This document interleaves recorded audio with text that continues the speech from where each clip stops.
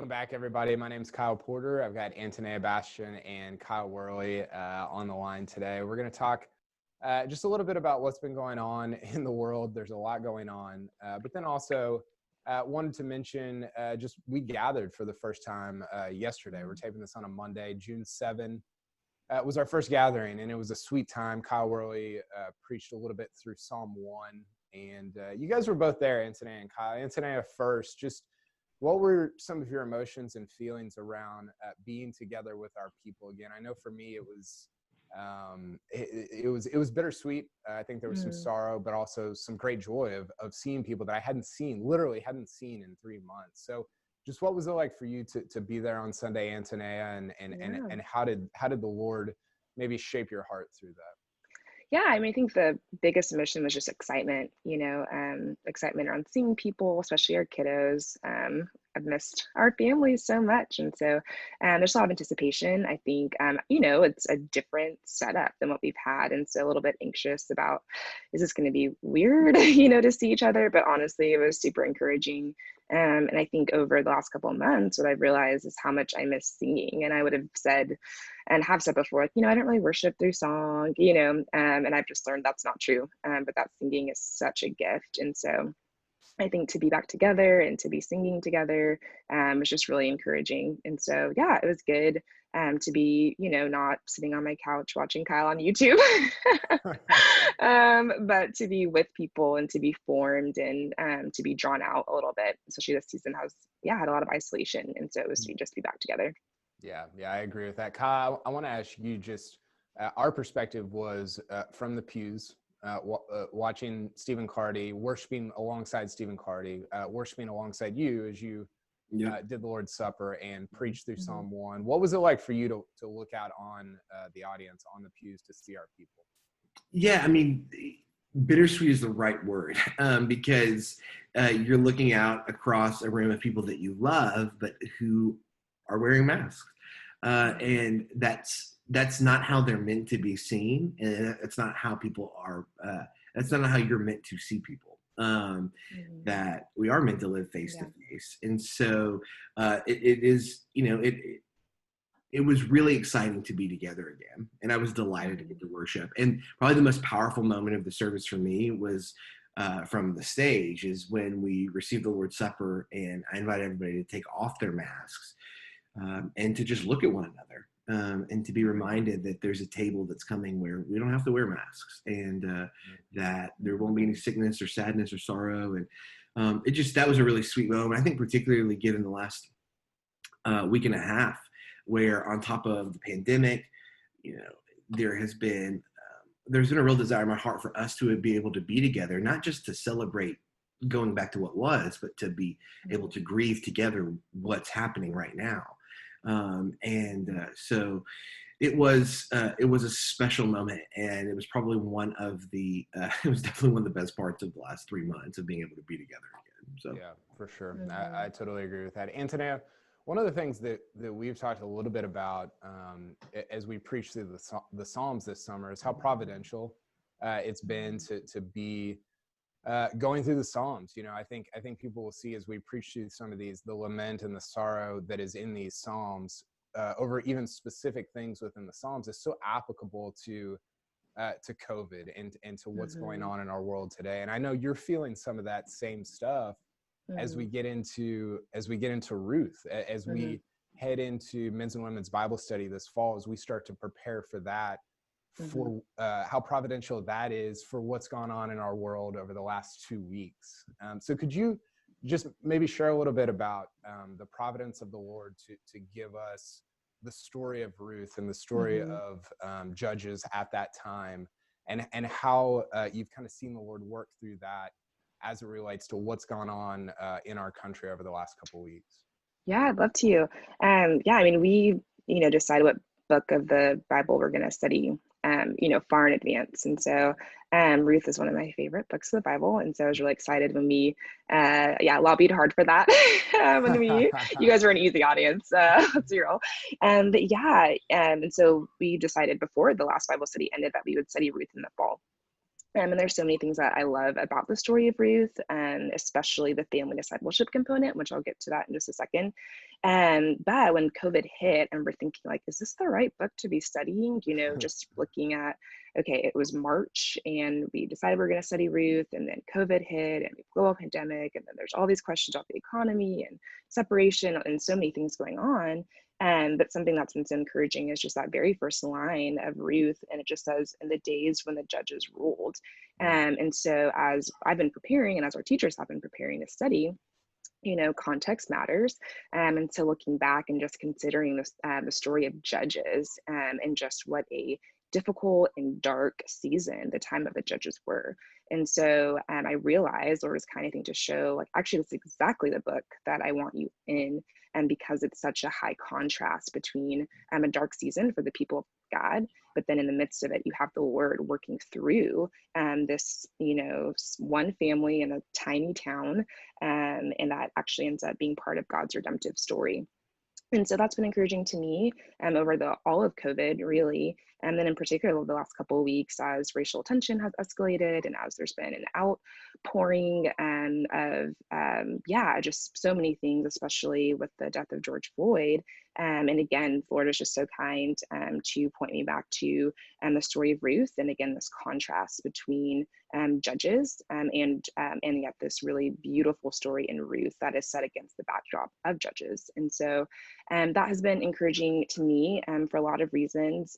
One of the reasons that I wanted to study it is because of how the connection of Boaz and Ruth, but also because Boaz's mother was Rahab. And so we see it just feels so obvious to me that the way that Boaz is able to see Ruth in the fields, and he's aware, he not to spoil the story, but you guys can read it. When Ruth shows up, this foreign woman, he goes and like even talks to the men who are running the, essentially, like, I don't know, as managers of it, and they know that he's going to ask them questions, right? So they are prepared for a response. And so just this presence and awareness and this godliness of character that people around Boaz are even willing to protect and care for others because they know his character, if that makes sense. And so as we're asking questions about what do we do in light of this, and I've told friends, I feel like I've had a decade's worth of conversations in 1 week, and a lot of them have been really sweet, but it's also been really tough to consider, like, what happens next, and so I just love the story. You see Boaz's awareness of Ruth, you see that he uses his vocation to bless and serve others, and I think that's really important. But also you see just this formation of his character, and that I have every confidence in, even though it's not in the Bible exactly, using my biblical imagination, which is my new favorite phase. Just that Boaz was shaped at the table of Rahab to know how to see Ruth with eyes that were redemptive. And of course, in all of this, we see that Boaz is just pointing to Jesus. And so, yeah, there's so much of, even I think it's in chapter 2, but it's Naomi, and she's saying to Ruth when Boaz has noticed her, blessed be the man who took notice of you, and just the connection to the Beatitudes, that there is a blessedness and a wholeness and a, just a real beauty to having a heart that looks like Jesus's heart. And so that's what's been encouraging to me and what I'm hopeful. In particular, we have so many young families that are asking the question of, okay, what do I do with the current events that are happening? How will this season shape my child? How do I help them maybe walk in a different way than I have? And I just am so hopeful that for the people of Mosaic that, this next generation would be different because they grew up at the tables of the parents of Mosaic. So yeah, that's been sweet. That's really good. If that is if that's an intro to what Ruth is going to be this fall, I hope that everybody is compelled in Women's Bible. Kyle, Yeah. I want to come back to you in just a second, Antonea, but yeah, one of the things, Kyle, that Antonea said in there that kind of jumps out to me is just this idea of a hopefulness. And that's something that we all identify with, we all have in Jesus Christ.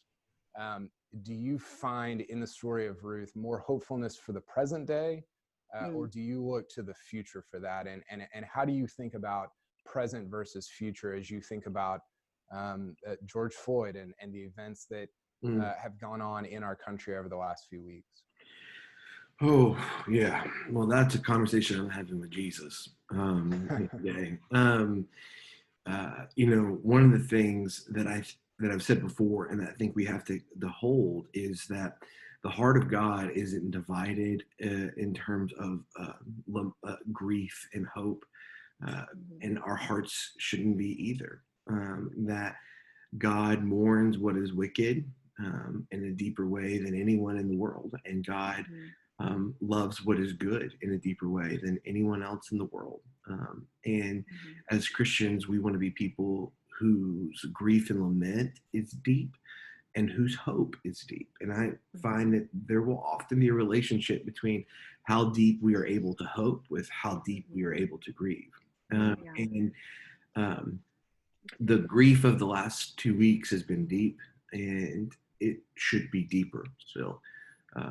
And the hope of the last 2 weeks has been fleeting, but it will grow deeper still. So I do think that much of our hope is in a future day.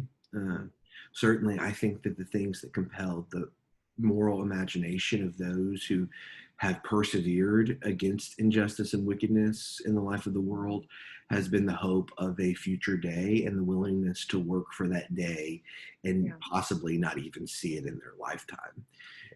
There's a reason why you can look at, you think about somebody, obviously the preeminent example of this would be somebody like Martin Luther King Jr., who in many ways, it corresponds with the biblical figure Moses, who perseveres for a long time, leading people into a place that he never gets to go himself. And oftentimes for the Christian, that mixture of hope and grief means that we labor today now, knowing that ultimately God is remaking the world, and we might see glimmers of that, although we hope to see the fullness of it. So, we want to work today in light of the grief and hope that we have, and the hope that tomorrow there will be more justice, more mercy, and more peace. But also knowing that the fullness of those things won't come until the Lord brings them, and we want that day to be before tomorrow. So, yeah, that's good. Okay, let's end like this. We're going to put up some resources on our website. If you go to mosaicrichardson.com, there's a link to our blog at the very top. You can click on that, and there's going to be some resources around some of the conversations that we've been having. And some of those conversations are around what Antonea mentioned, which is family discipleship. We've got Mike Johnny coming. He's not coming. He'll be online on Wednesday at 8 p.m. And he's going to talk about family discipleship, the father's heart for fathers. And, you mentioned earlier, Antonea, just connecting some of this family discipleship to the story of Ruth and to the story of Boaz more specifically. I know that there's a lot of excitement there for you around some of that. So just what are some of the specific ways that you are excited about connecting or seeing that in the story of Ruth, and then having that play out with some of our trainings and discussions this summer at Mosaic?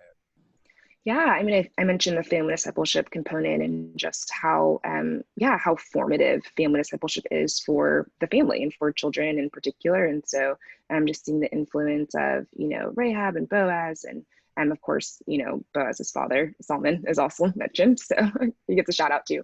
But just thinking about, just how important it is for kids to be shaped and what a gift that is. And so I'm excited about these trainings. We know that this season has been tough for parents. We know it's been exhausting on a number of fronts. And so we thought, okay, we could do all these trainings and be really practical, which is true. And we do have some really practical trainings coming, but just recognizing that the posture of the heart for each parent is really important. And so we're starting with the father's heart for fathers, just in our, as we've, listened to families and considered what are the needs of families.